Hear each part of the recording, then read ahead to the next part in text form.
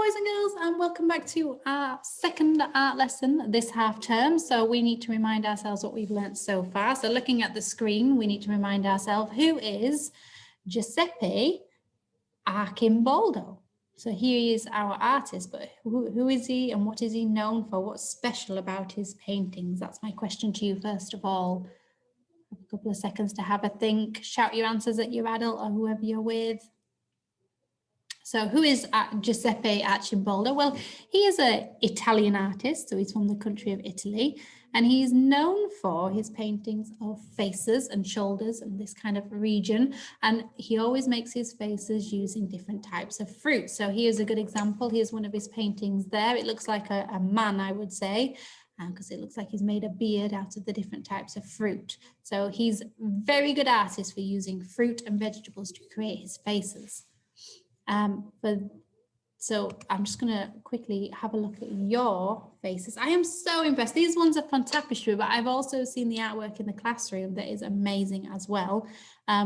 Wow, some of these are just so creative. I mean, I didn't even think to do bananas for hair, but look how good that looks. It looks like he's got a little parting in the middle, and this is fabulous. Don't have to do a human face. I think this one as a pussycat or something like that with the whiskers is very clever.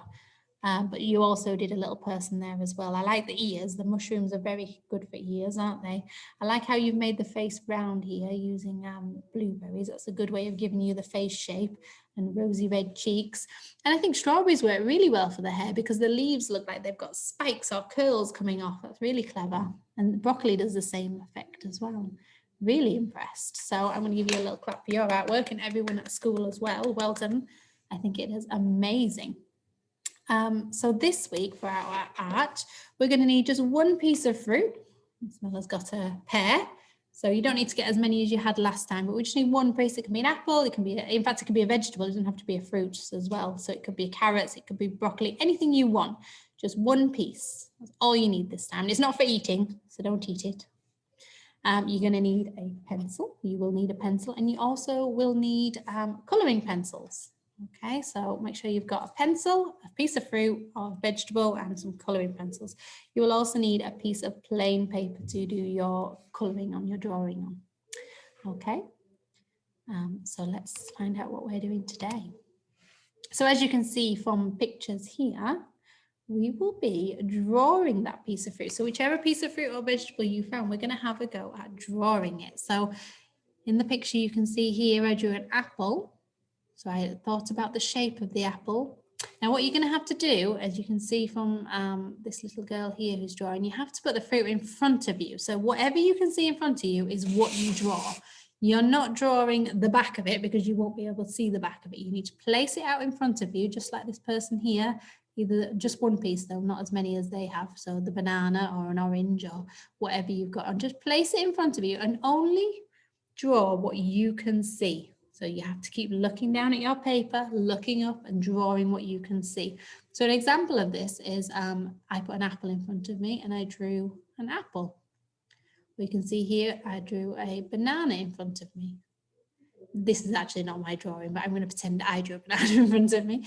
And this is fabulous. This is not my drawing. It's from the internet. But wow, look at that. This person has cut their kiwi in half and draw on the inside of it. Now you don't have to do that, you can just draw the outside, but what a really good idea, because inside the kiwi is lots of detail, something to draw. It's very, very creative. So your job for today then is to grab your fruit. I'm just going to bring it up on the big screen so I can show you what I'm doing. So grab your fruit and pop it in front of you, so somewhere you can clearly see. Using just a pencil to start off with, normal pencil, you draw the outline of your fruit. So you focus on all the way around the outside. Think about what shape it is. Is it round? Is it long? Is it this one goes long and thin, but then it starts to get a little bit wider and fatter on the end, and it's got a tiny bit of the cord popping out in the stalk there. So you've just got to include those details. And if I zoom right in, when I'm drawing it, I've got to think about all these little blotches that I can see as well. So the first thing I'm going to do is my outline. So draw a beautiful outline, thinking about the size. So don't do a teeny tiny fruit in the middle of your paper. Try and make it about the same size if you can. And then you start to think about colouring in the right colour. So using your colour pencils, This is a green pear with bits of brown. You might even say it's quite dark brown on the ends. So I wouldn't need any other colours for this particular one than greens and browns. So it depends on which fruit you've chosen. And this is the drawing I did. So I put it in front of me. I did my outline first, and then I drew, oh, can't see, turn it that way. And then I drew what I can see. So turn it around so you can see it. There we go. I think I did pretty good there because I focused on the brown and I drew the brown on the end, included this extra bit at the end, and then making sure the green and the shape of it goes a lot more narrow towards this end. And then I added my stalk on the end as well. So taking my time, making it nice and big, like you can see it's quite similar, the same size. Mine's slightly smaller. Oh, I don't know, it's quite similar actually, it's really good. So try and make it around about the same size. So if your fruit is a large fruit, try and make it large. But if it's a teeny tiny fruit, actually, you might want to make it a little bit bigger so you can see the details on it on your picture. And that is what I'm looking for today. And I absolutely would love pictures again. So if you can take a picture of your piece of fruit that you have drawn, we can get a collection of them together. Okay, so it's a nice easy one this week. We're focusing on colouring in the lines. So making sure when you are colouring that you follow the lines. See, Miss Mellors, really carefully follow the lines to make sure that all my colours are inside the picture and not all over the page. I've also been very careful doing my outline. What I suggest, top tip, is when you are doing your outline, don't press on too hard, because then if you make a mistake, it's going to be a little bit trickier. So if you just do a light pencil drawing until you're happy with the shape of it, because if you were to look really close at mine, you can see where there's different pencils where I've given it lots of different goes. So I started off light and then I got darker. Okay, so it's okay to make mistakes, but try your very best to stick to the right colours of your fruit and to make sure that you are colouring inside the fruit and not outside of the lines. That's one of your year one skills, to be able to colour in the line. So I'll be looking for that one when you send a picture to me. So make sure you take a picture, put it on Tapestry and share it with me, okay?